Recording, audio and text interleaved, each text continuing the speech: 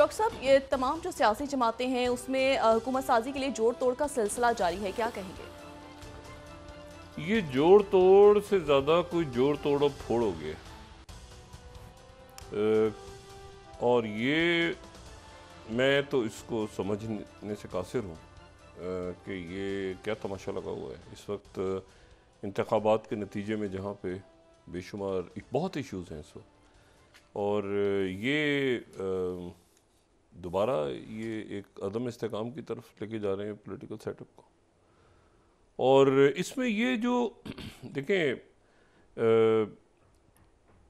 नवाज शरीफ साहब का पहले हम डिस्कस करते हैं ना कि मुस्लिम लीग नून का क्या मामला है। नवाज शरीफ साहब जो हैं उन्होंने मुझे नहीं, मैं नहीं जानता इस बात को, लेकिन जाहिर है कि बहुत नवाज शरीफ साहब से ताल्लुक़ भी रहा है, मुलाकातें भी रही हैं, देखा भी है उनको, बहुत समझा भी है इतने सालों में। मैं इस बात को समझने से कासिर हूँ। ये तो चले इलेक्शंस के रिजल्ट्स को तो एक तरफ कर देना, ये जो फार्मूला है ना, ये फार्मूला मैं इसको नहीं समझ पा रहा कि ये फार्मूला कैसा है कि इसमें जो है, अच्छा यहाँ तक भी समझ में आती है बात कि जी नवाज शरीफ साहब ने कहा कि भाई ये मखलूत हुकूमत अगर बनने जा रही है, ये जो भी सेटअप बनने जा रहा है तो उसमें वो नहीं आ रहे, ये भी बात समझ में आती है। लेकिन ये जो बात है ना कि शहबाज शरीफ साहब जो हैं वो और उनके साथ वज़रा होंगे और पीपल्स पार्टी के पास आईनी ओहदे होंगे, ये नवाज शरीफ साहब ने कैसे ये बात मानी है, नवाज शरीफ साहब ने, ये मैं इसको समझने से कासिर हूँ। और ये क्या टर्म्स हुई, मतलब है कि देखें, नवाज शरीफ साहब इसमें ये भी कह सकते थे कि पीपल्स पार्टी हुकूमत बना ले, और नवाज शरीफ साहब जो देखें ना, इसको बिल्कुल आप उलट कर दें इस फार्मूले को। पीपल्स पार्टी के पास सिंध, मरीम नवाज साहिबा के पास जो है वो यहाँ पे पंजाब, और मरकज़ में पीपल्स पार्टी हुकूमत बना ले, इत्तेहादियों के साथ हो जाता है, वो कोई इशू नहीं। एमक्यूएम के साथ वो पीपल्स पार्टी पहले भी चली है, तो वो एक वो हुकूमत बना। और नवाज शरीफ साहब जो है, देखिए नवाज शरीफ साहब उसमें जो है वो सदर बन जाते हैं, और उसमें ये होता कि मतलब नवाज शरीफ साहब ने ये जो बात है ना कि तमाम आईनी ओहदे, अच्छा तमाम आईनी ओहदों पे मैं कह रहा हूँ, या फिर इस तरह से होता यानी गवर्नर्स भी जो है वो पीपल्स पार्टी के होंगे, पंजाब में भी गवर्नर पीपल्स पार्टी के होंगे। और मैं आपको यकीन बताऊँ, पीपल्स पार्टी की जो क़यादत है ना पंजाब की,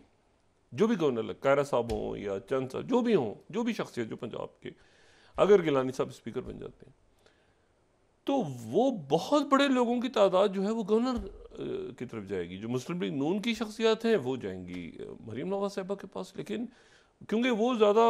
पुराने और आवाम में ज़्यादा जो है ना उनके वो हैं ताल्लुकात, तो मरीम नवाज साहिबा के भी हैं, नवाज शरीफ साहब खुद बैठे होंगे। लेकिन ये फार्मूला जो है ना, अच्छा फिर दूसरी बात ये कि देखें जरदारी साहब, मतलब जरदारी साहब जो है ना, उनका एक वो पहले सदर रहे मुल्क के, उनका डायरेक्ट उनके मामलात होंगे, उनके मामलात थ्रू वाया भटिंडा नहीं होंगे मुख्तदर हलकों के साथ। जरदारी साहब ऑल पावरफुल, बाहर अंदर बाहर, मतलब जरदारी साहब क्या आपके ख्याल से कि जरदारी साहब जो हैं वो मतलब उन्होंने कहीं अमेरिका का दौरा करना है या उन्होंने बरतानिया का दौरा करना है, वो शहबाज शरीफ साहब से पूछेंगे? नहीं, जरदारी साहब एक बहुत पावरफुल प्रेसिडेंट के तौर पे बैठेंगे। और शहबाज शरीफ साहब जो हैं वो आरिफ अलवी साहब के साथ तो चल रही है, आरिफ अलवी साहब के साथ जाहिर है कि एक तहरीक इंसाफ के मामलात भी ख़राब हो चुके थे उस वक्त बहुत ज़्यादा, इस्टेब्लिशमेंट के साथ और बाकी इदारों के साथ। लेकिन जरदारी साहब ने उनको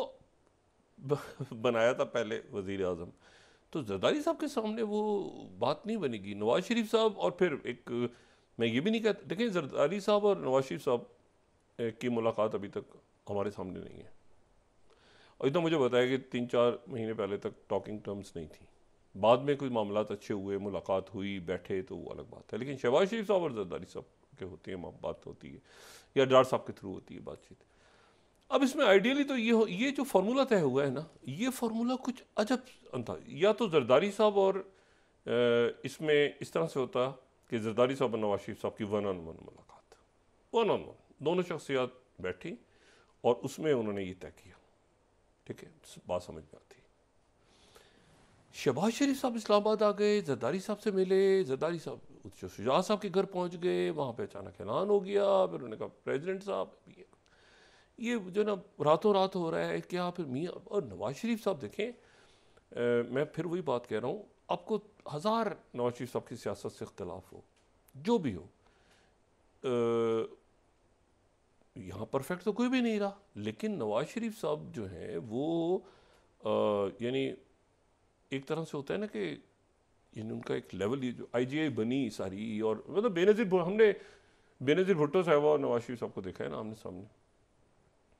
बाद में फिर नवाज शरीफ साहब और खान साहब आ गए, लेकिन वो असल तो वो, तो ये जो है ना, ये कुछ नवाज शरीफ साहब इस तरह कभी भी नहीं तय करते मामलात को, सवाल ही पैदा नहीं होता। और वो जो है वो इस सिचुएशन में अगर ये इस तरह का मैंडेट आता तो वो अपोजिशन में बैठ के ठीक है भाई जिसने बना लिए बना ले, और या फिर मतलब वो बहुत तरीके से, तो मुझे नहीं फार्मूला ये समझ में आ रहा कि जरदारी साहब कैसे सदर होंगे और शहबाज शरीफ साहब उधर से, और डायरेक्ट उनकी जरदारी साहब के डायरेक्ट मामला होंगे, वो वाया भटिंडा नहीं होंगे, ये मैं बता रहा हूँ ना, उसमें शहबाज शरीफ नहीं होंगे, उनके इस्टेब्लिशमेंट से बाकी मामला तो उनके डायरेक्ट होंगे।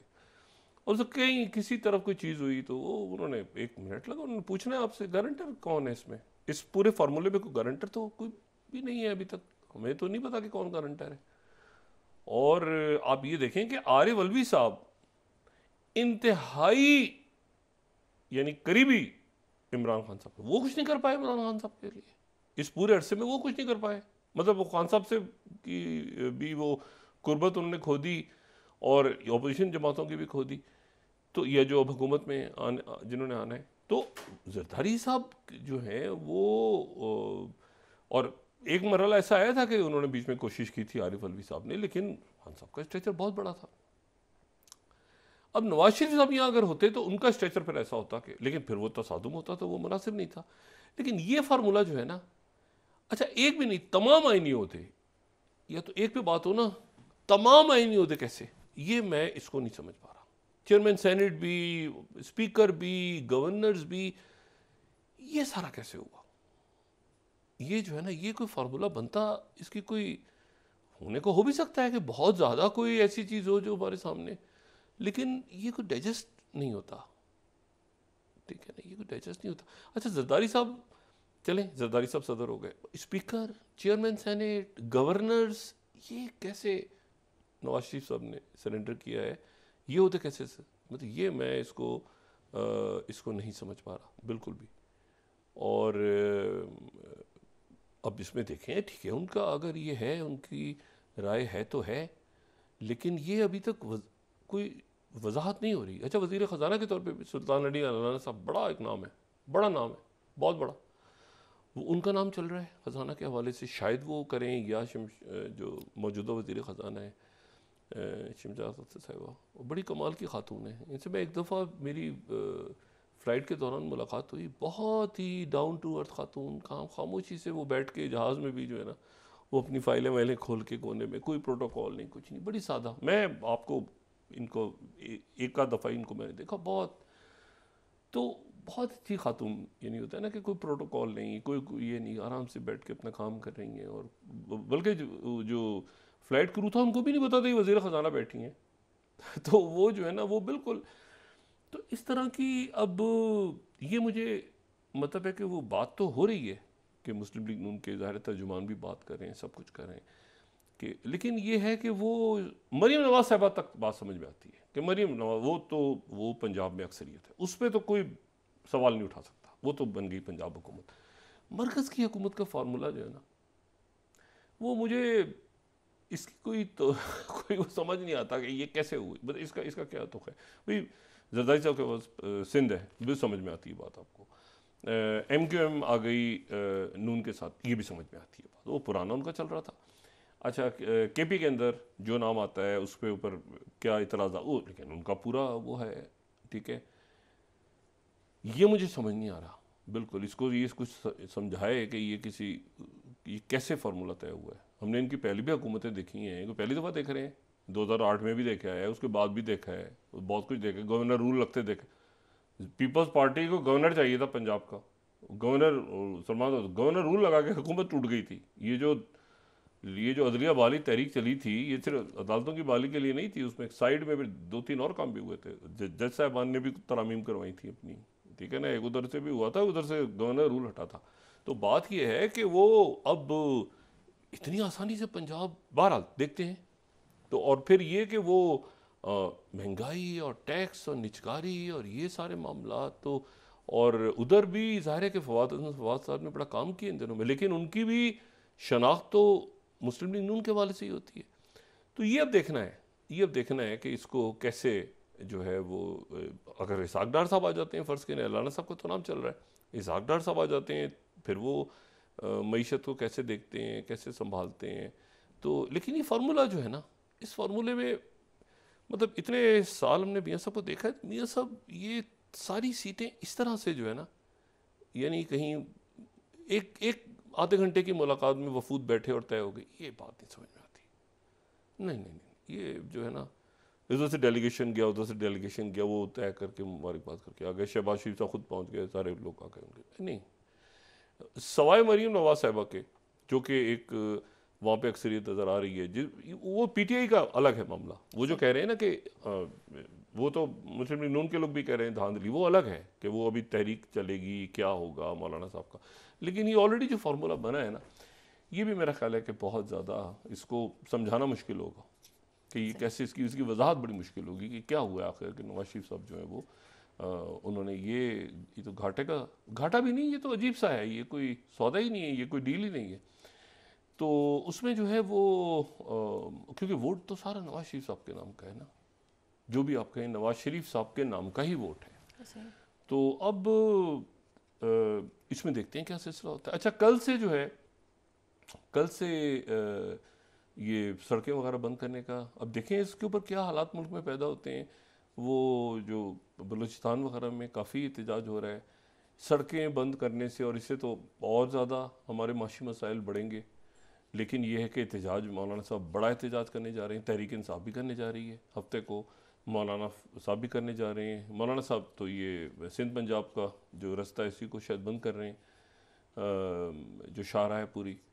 तो इसमें जो है अब तहरीक इंसाफ का उनसे होती है, अगर उनके साथ वो इकट्ठे नहीं भी करते तो अलग अलग भी करते हैं, तो मुल्क तो सारा एक तरह से एहतजाज की नज़र हो रहा है ना। जीडीए एहतजाज करने जा रही है, पीर साहब पगारा ने 16 तारीख का ऐलान किया हुआ है, इससे और मसाइल बढ़ेंगे। तो ये जुमा हमारे मेरे ख्याल बैठे आपस में। नवाज शरीफ साहब आगे हैं, नवाज शरीफ साहब इसमें, क्योंकि नवाज शरीफ साहब के पास सब चले जाएंगे इस वक्त, शुजात साहब भी, जरदारी साहब भी, नवाज शरीफ साहब, ठीक है। और नवाज शरीफ साहब बात करें और इसको देखें, पीर पगारा साहब को नवाज शरीफ साहब एक कॉल का क्या मसला है यार, देखते हैं इसको, आप इशारा हैं और ये हमारे लिए अगर हुकूमत बनने जा रही है शहबाज शरीफ साहब की तो, और मौलाना साहब तो बड़े साथ रहे हैं, पूरी तहरीक जो है वो मौलाना साहब के ही का जो वो था ना उस वक्त, आप ये समझें कि जो जलसों में ज़्यादा लोग आते थे, एक तो मरीम नवाज